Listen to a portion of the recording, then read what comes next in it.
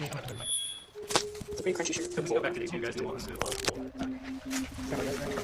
All right, ready to go for one? Cool. Let's go. Hey everyone, it's Anne-Marie. I used to do a thing called Agony Ann, where people would send in their problems or whatever. And inspire them, and so kind of just switch directions. And so with this Oh, I project, sing, Talia, sing a little bit. Sorry. I can sing now. In the past, we've always had visual effects shots done at vendors all around the country. Now we can just pass them on to this guy who's working on a station 50 feet from us. By bringing so much of the post here, it just brings speed and efficiency.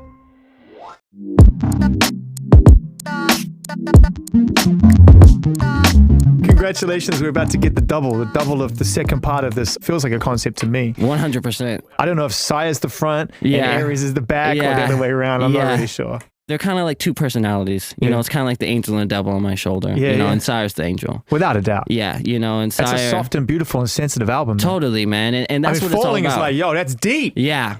Real life. Deep. Yo, I'm glad you feel that way. That was me just telling the world, like, yo, this album is going to be something that you haven't seen from me.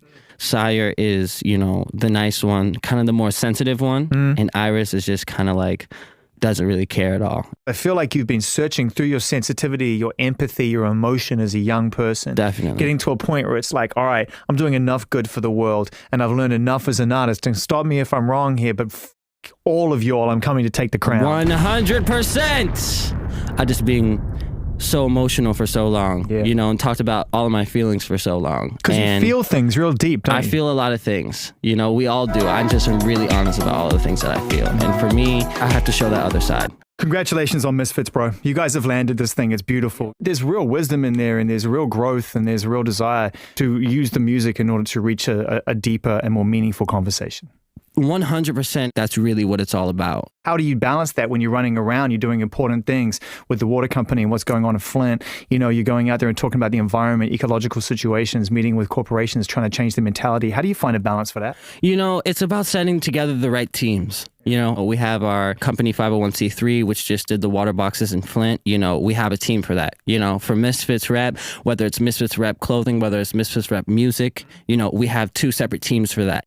Pretty much what we're doing in Flint is we created a filtration system that purifies 10 gallons of water every 60 seconds. And through 501c3, which is the name of our nonprofit, we're actually have line of sight of having 5 in Flint, hopefully going into 2020. It's going to be really awesome. This is incredible. You're doing what many people should be doing. You're doing it. You're taking the initiative and getting it done. I'm really excited, man. This is my life calling. And we all know that water, that's the everyone's sleeping on. It's going to be a real issue. That's a real issue.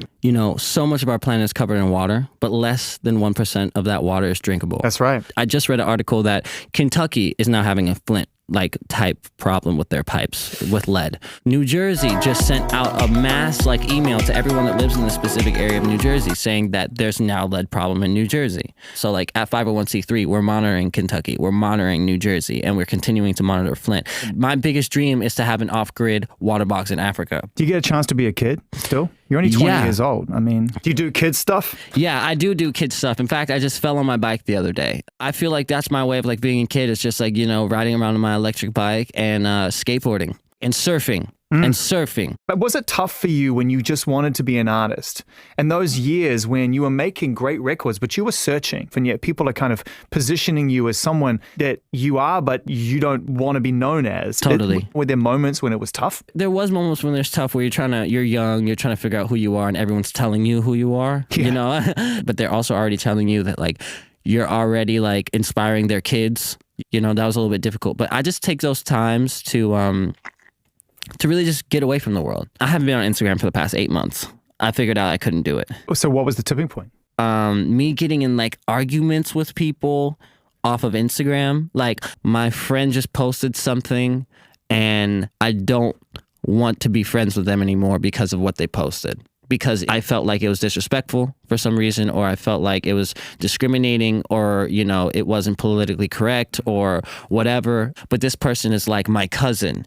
That's when I was like, maybe this isn't for me. I'm going to decide on how I feel about people based on how they act in real life. Yeah. Now, instead of just going on Instagram all the time, I'm only searching things that I really care about. I'm looking at shipping container architecture at all times. I'm looking at Joseph Eichler. I'm looking at Dieter Rams, things that are actually important to me. What are you going to do with the shipping containers? I'm going to do a lot of different things with the shipping containers, but the first thing I want to do is make a store. And I want to get into designing. I want to be an architect in the future.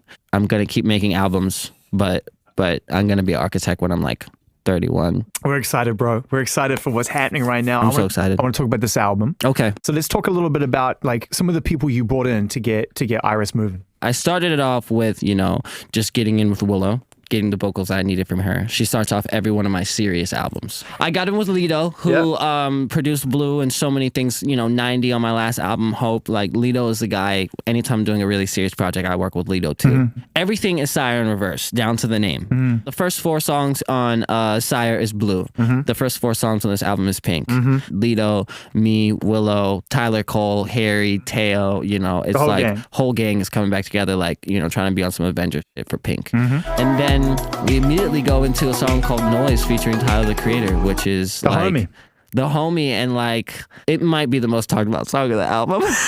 Why? What's going on? You have to hear Tyler's verse. It's insane. And then I have a song called Chateau with A$AP Rocky. You don't assume because you guys are so close that he'd just say yes? Yeah. People are always down. Everyone says yes.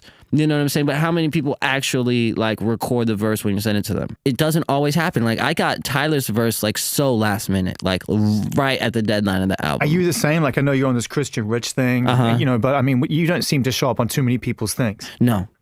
How good's your no game? It's pretty good, honestly. But I like making songs with people though. Like, it has to be the right person. Anyone else on the record? Who else are we missing? I have Kid Cudi on the last song. Cudi's my favorite artist. I don't think you're alone. Yeah. But it goes deeper than just music, right? It goes so much deeper than music. Fashion, and just being yourself. Can you relax around him now? Can I relax? Yes, I mean, he's a favorite artist. I can. You know why? Because something that people don't know is me and Cudi have been making songs together since before I released my first project. Like, he's kind of been mentoring me my entire, like, exploration through music. Literally, before I released Cool Tape Volume 1, I had songs with Cudi. And what was he saying to you in those early days? How was he getting you into shape? He was telling me that I need to get better. He was telling me that I wasn't ready. And he really would say, this isn't good enough. Man, you're cut from stone. If your favorite artist is saying to you as a kid, this isn't good enough. I wouldn't have been to the level to where I am now, to where he's down to get on the song with me, if I hadn't gone through, me and Cudi have like 3 or 4 other songs, but they're all from when I was like 12, like 14, and like 16. And we weren't making them to put them out. I knew when I was 12 I wasn't gonna have a song with Cudi. I was okay to be like, Cudi, like this next, like maybe not the Iris, but like maybe the one after it, I'll be ready. And I said that to him and he was like, no. He was like, it's time for us now. And I was like, oh my gosh.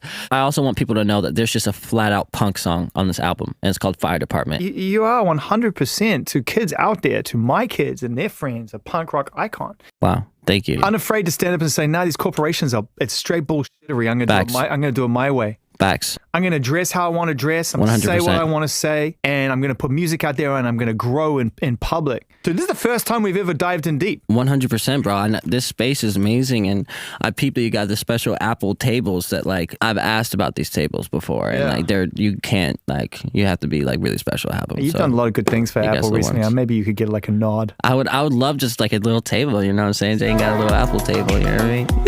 Yeah, I went to Apple campus. Best place I've ever been.